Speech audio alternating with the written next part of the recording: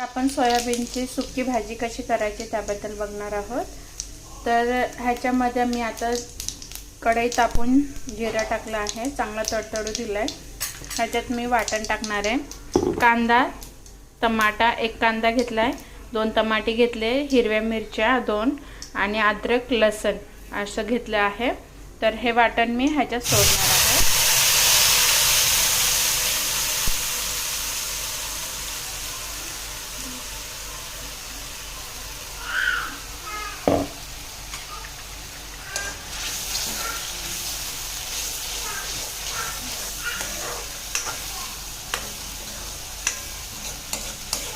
मी बटाटे पण सोडले आहे 2। तेल चांगलं सुटलं आहे, टमाटा आणि कांदा शिजलाय चांगला। तर आपण आता ह्याच्यामध्ये मसाला टाकू। चवीनुसार मीठ,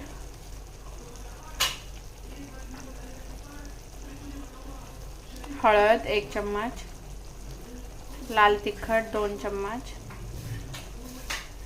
गरम मसाला 1 चम्मच,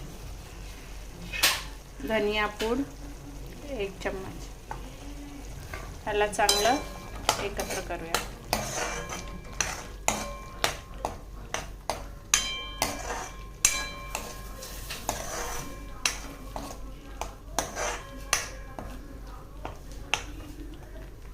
आपण बघू मसाला चांगला शिजला असेल।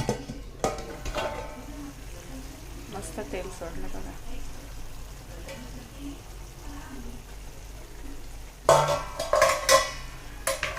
मसाला चांगल्यापैकी शिजला आहे, तेल पण सुटलं आहे। आता आपण ह्याच्यामध्ये सोयाबीन टाकू।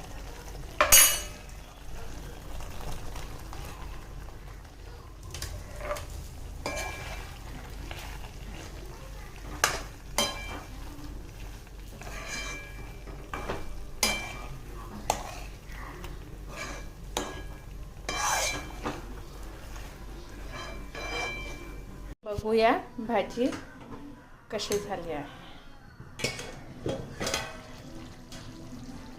मस्त भाजी शिजली आहे।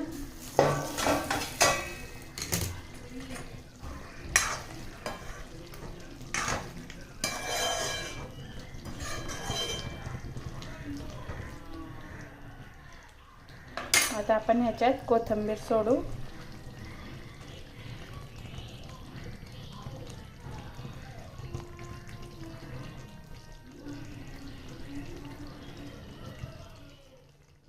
गॅसला ऑफ करू।